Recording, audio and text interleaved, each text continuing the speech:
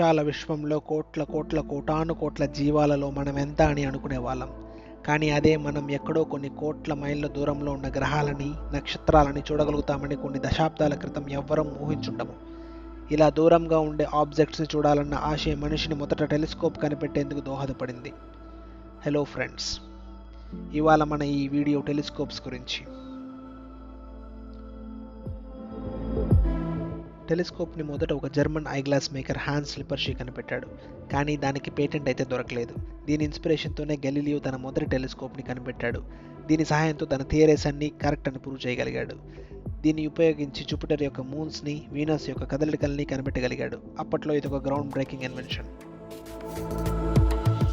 Telescopes అంటే simple టర్మ్స్లో చెప్పాలంటే దూరంగా ఉన్న వాటిని దగ్గరగా చూపించే ఒక మెషిన్. మీకు ఇక్కడ ఒక డౌట్ రావచ్చు, అది ఎలా వీలవుతుంది అని.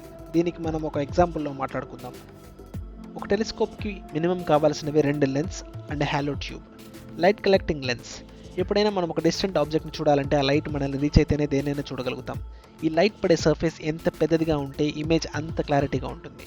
Focal point. ఈ కాన్కేవ్ లెన్స్లో కలెక్ట్ అయిన లైట్ ఒక నిర్దిష్టమైన పాయింట్కి చేరుకుంటుంది. దీన్నే మనం ఫోకల్ పాయింట్ అంటాం.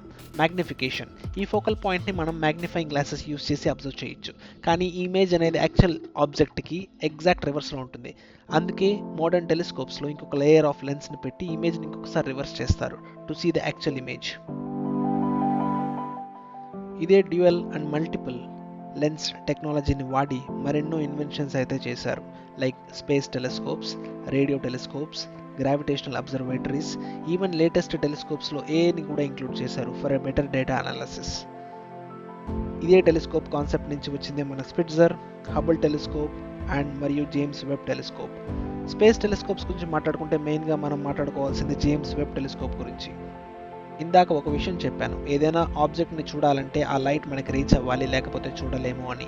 ఈ విశ్వంలో దాగి ఉన్న రహస్యాలను చూడాలంటే మనకి కనపడిన లైట్ని కూడా వెతికి తీయాలి. దానికోసమే మనిషి కనిపెట్టిన అతి ముఖ్యమైన ఇన్వెన్షన్ మన ఈ జేమ్స్ వెబ్ టెలిస్కోప్. ఇది కేవలం హబుల్ టెలిస్కోప్కి నెక్స్ట్ వర్షన్ మాత్రమే కాదు, దీనిలో అతి ముఖ్యమైన ఇన్ఫ్రారెడ్ పార్టికల్స్ని కనిపెట్టే కేపబిలిటీస్ కూడా ఉన్నాయి. దీన్ని చాలామంది అందుకే టైం మిషన్ అని కూడా అంటారు. నిజానికి ఈ టెలిస్కోప్ అసలు ఎర్త్ మీదే లేదు. దీన్ని సపరేట్ మాడ్యూల్స్గా లాంచ్ చేసి స్పేస్లోనే అసెంబుల్ చేశారు.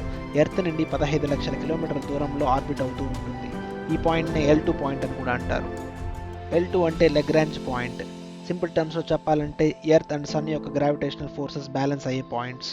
ఇక్కడ ఉండే satellites or objects stable gravitational ఫోర్స్ని ఎక్స్పీరియన్స్ చేసి ఒకే పాయింట్లో ఉండడానికి హెల్ప్ అవుతుంది. జేమ్స్ వెబ్ టెలిస్కోప్లో ముఖ్యంగా ఒక పెద్ద టెన్నిస్ కోర్ట్ సైజ్ సన్షీల్డ్ ఉంటుంది. దీంతో టెలిస్కోప్ కూల్గా ఉండి ఇన్ఫ్రారెడ్ పార్టికల్స్ని బెటర్గా క్యాప్చర్ చేస్తుంది. 16 సెగ్మెంట్స్ ఆఫ్ గోల్డ్ ప్లేటెడ్ మిర్రర్ని కలిగి ఉంటుంది.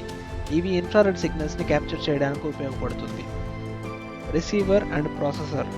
మిర్రర్ నుండి రిఫ్లెక్ట్ అయిన ఇన్ఫ్రారెడ్ రేస్ని క్యాప్చర్ చేసి వచ్చిన ఇన్ఫ్రారెడ్ ఇమేజెస్ని ప్రాసెస్ చేసే యూనిట్ కూడా ఇందులోనే ఉంటుంది.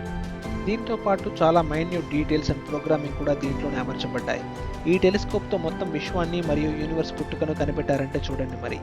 ఇది ఎలా పనిచేస్తుందో నెక్స్ట్ పార్ట్లో చెప్తాను. ఇప్పుడైతే ఇది క్యాప్చర్ చేసిన అద్భుతాలను ఒకసారి చూడండి.